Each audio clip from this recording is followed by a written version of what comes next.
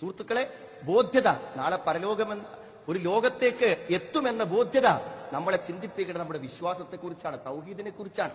നാം ഒരുപക്ഷെ തൗഹീദിന്റെ മർമ്മങ്ങൾ മനസ്സിലാക്കിയെങ്കിൽ മനസ്സിലാക്കാത്ത 10,000 ഉണ്ട് എന്ന് നമ്മൾ മറന്നു പോകരുത്. കാരണം എന്തു തന്നെ പ്രവർത്തനങ്ങളും നന്മകളുമായി ചെന്നാലും അതൊന്നും സ്വീകരിക്കപ്പെടാതെ നഷ്ടത്തിലാകുന്ന ഒരവസ്ഥ നമ്മുടെ അയൽവാസിക്കുണ്ടായിക്കൂടാ. ടോർച്ചെടുത്തിട്ട് രാവിലെ പള്ളിയിലേക്ക് പോകുന്നു സുഹൃത്തുക്കളെ, എന്നാൽ അതേ സമയം അപ്പുറത്ത് നിൽക്കുന്ന ആണ്ടിലും നേർച്ചയിലും എല്ലാ പരിപാടിയിലും അവിടെ സാന്നിധ്യമുണ്ട്. അറിയാനിട്ടാണ് സുഹൃത്തുക്കളെ. നിസ്കരിക്കുമ്പോൾ വജ്ജത്തുൽ എന്താ പറയണത്?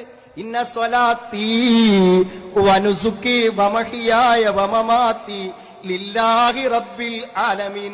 ഇന്ന സ്വലാത്തി, ലളിതമാണ് തൗഹീദിന്റെ ആശയം. എന്റെ നമസ്കാരം ഒരു ആരാധനയാണോ, അത് അല്ലാഹുവിന് മാത്രമേ നിർവഹിക്കാൻ പാടുള്ളൂ. നമസ്കാരം എന്ന ആരാധന അല്ലാഹു അല്ലാത്ത ഒരാൾക്ക് നിർവഹിച്ചാൽ അത് ശിർക്കാണെന്ന് മനസ്സിലാകാത്ത ഏതെങ്കിലും മുസ്ലിം ഉണ്ടാകുമോ? ഇന്ന സ്വലാത്തി വനുസുക്കി, രണ്ടാമത് പറഞ്ഞത് എന്റെ ബലികർമ്മം, ഞാൻ അറുക്കുന്നത്, ഞാൻ ബലി കൊടുക്കുന്നത് ലില്ലാഹി റബ്ബിൽ ആലമീൻ, ലോകരക്ഷിതാവിന് മാത്രമാണ്. ലളിതമായി ചിന്തിക്കുവാൻ ആണ്ടിലും ബദരീങ്ങളുടെ ആണ്ടിലും അവിടുത്തെ ഭക്ഷണം കൊണ്ടുവന്ന്, മാംസം കൊണ്ടുവന്ന് മക്കളും കുട്ടികളും അത് ഭവ്യതയോടെ ഭക്ഷിക്കണമെന്ന് ആഗ്രഹിക്കുന്നവരോട് സ്നേഹത്തോടെ നാം ചോദിക്കണം. എന്നും രാവിലെ നാട്ടിൽ അറുക്കുന്നുണ്ടല്ലോ, ആ 1 കിലോ ഇറച്ചി വാങ്ങി തിന്നുന്നതിനേക്കാളും എന്തെങ്കിലും പ്രത്യേകത ഈ ബദരീങ്ങൾ ആണ്ടിന്റെ ഇറച്ചിക്കുണ്ടോ, ജീലാനിന്റെ ആണ്ടിന്റെ ഇറച്ചിക്കുണ്ടോ? കൽപ്പിക്കുന്നുണ്ടെങ്കിൽ സുഹൃത്തുക്കൾ, അവിടെ വിശ്വാസപരമായ ഒരു പ്രശ്നമുണ്ട്. എന്താ പ്രശ്നം?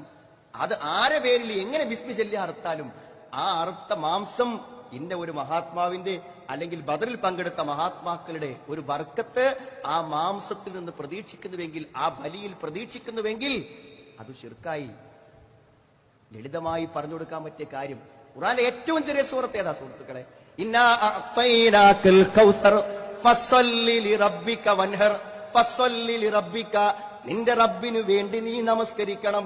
നമസ്കാരം എന്ന ആരാധന റബ്ബിനല്ലാതെ മറ്റൊരാൾക്ക് വേണ്ടി ചെയ്തുകൂടാ. വൻഹർ, നീ ബലിയറുക്കേണ്ടതും അവനു തന്നെ.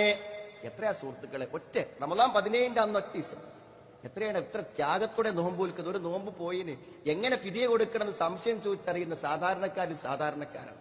അന്ന് ആ 17 അറുക്കുന്ന ആ മാംസത്തിന് അതിന്റെ തലേന്ന് എന്നും റമദാനിക്ക് നോമ്പിനും ഇറച്ചി വാങ്ങുന്ന ആൾക്കാരാണ്, മാംസം വാങ്ങുന്ന ആൾക്കാർ. പക്ഷെ അന്നത്തെ മാംസത്തിന് ഫ്രിഡ്ജിൽ വെച്ചപ്പോൾ അത് കഴിക്കുമ്പോൾ എന്തോ മനസ്സിലൊരു പ്രത്യേക വിശ്വാസം.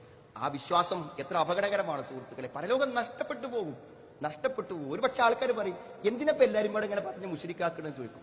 എല്ലാരും പറഞ്ഞ് മുശ്രിക്കാക്കല്ലേ സുഹൃത്തുക്കൾ? അത് പറയുകയാണെങ്കിൽ തൗഹീദിന്റെ ഗൗരവവും ഷിർക്കിന്റെ അപകടവും പറഞ്ഞ് ബോധ്യപ്പെടുത്തുന്നത് ഒരാളെ മുശ്രിക്കാക്കലാണെങ്കിൽ ഈ ആയത്തിന് നമ്മൾ എന്തർത്ഥം പറയും സുഹൃത്തുക്കളെ? റസൂലുള്ളാഹിയാണ് താക്കീത് ചെയ്യുന്നത്. ഷിർക്കിനെ കുറിച്ച് താക്കീത് ചെയ്യുന്നത് അല്ലാഹു റസൂലുള്ളാഹിയാണ്. ഷഹാദത്ത് കലിമ നമുക്ക് പഠിപ്പിച്ചു തന്ന മഹാപ്രവാചകനെ അല്ലാഹു താക്കീത് ചെയ്യാണ്. വലഖദ് ഊഹിയ ഇലൈക വ ഇലല്ലദീന മിൻ ഖബ്ലിക ലഇൻ അശ്റക്ത, പ്രവാചകരെ നിനക്കും നിന്റെ മുമ്പുള്ളവർക്കും വഹിയിലൂടെ അറിയിച്ചു കൊടുത്ത കാര്യം, ലഇൻ അശ്റക്ത, നീ തന്നെ ശിർക്ക് ചെയ്താലും ലയഹ്ബതന്ന അമലു, നിന്റെ പ്രവർത്തനങ്ങൾ നിഷ്ഫലമായി പോകും. വലതകൂനന്ന മിനൽ ഖാസിരീൻ, നീ നഷ്ടക്കാരിൽപ്പെട്ടവനായി പോവുകയും ചെയ്യും. റസൂലുള്ള നഷ്ടക്കാരിൽപ്പെട്ടവനായി പോകുന്നു ഷിർക്ക് സംഭവിച്ചാൽ. സുഹൃത്തുക്കളെ, ഗൗരവപരമായി ഓർമ്മപ്പെടുത്തണം. എത്ര ആളുകൾ അറിയൂ, ഗൾഫിലൊക്കെ അധ്വാനിച്ച പണം മുഴുവനും ഈ അന്ധവിശ്വാസങ്ങൾക്ക് ചെലവഴിക്കുന്ന ആളുകൾ അറിയാനിട്ട് സുഹൃത്തുക്കളെ ബോധ്യപ്പെടുത്തി കൊടുക്കാനുള്ള ബാധ്യത നമുക്കുണ്ട്. ജീവിതത്തിൽ ഒരു തിരിച്ചുപോക്ക് സംഭവിക്കുമ്പോൾ അവിടെ നോമ്പുകൾ നഷ്ടപ്പെട്ടു പോകാൻ പാടില്ല, അവിടെ ദിക്റുകളും സ്വലാത്തുകളും പാഴായി പോകാൻ പാടില്ല. തൗഹീദിന്റെ അടിത്തറ അവർക്ക് ബോധ്യപ്പെടുത്തി കൊടുക്കണം. നമ്മുടെ കുടുംബങ്ങളെയും നമ്മുടെ സുഹൃത്തുക്കളെയും സഹോദരങ്ങളെയും. അതിനാണ് നമ്മുടെ വീടുകളിൽ പോയത്, അതിനാണ് ഓരോ പരിപാടി വരുമ്പോൾ നമ്മൾ ഗൃഹസന്ദർശനങ്ങൾ, സൗഹൃദ ഹസ്തം നടത്തിയത്. നാം അടിക്കുന്ന ലഘുലേഖകൾ നമ്മൾ ആളുകൾക്ക് എത്തിച്ചു കൊടുത്തത് എപ്പോഴാണോ ഈ ഒരു ആശയം അവർക്ക് കിട്ടുക, അത് എത്തുന്നതിലൂടെ അവിടെ പരലോകം രക്ഷപ്പെടുന്നതാണ് നമ്മുടെ പ്രതീക്ഷ. ഈ ബോധ്യത സുഹൃത്തുക്കളെ നമ്മളിൽ മാത്രം ഒതുങ്ങി നിൽക്കേണ്ടതല്ല, നമ്മുടെ കുടുംബങ്ങളിലേക്ക് വരണം.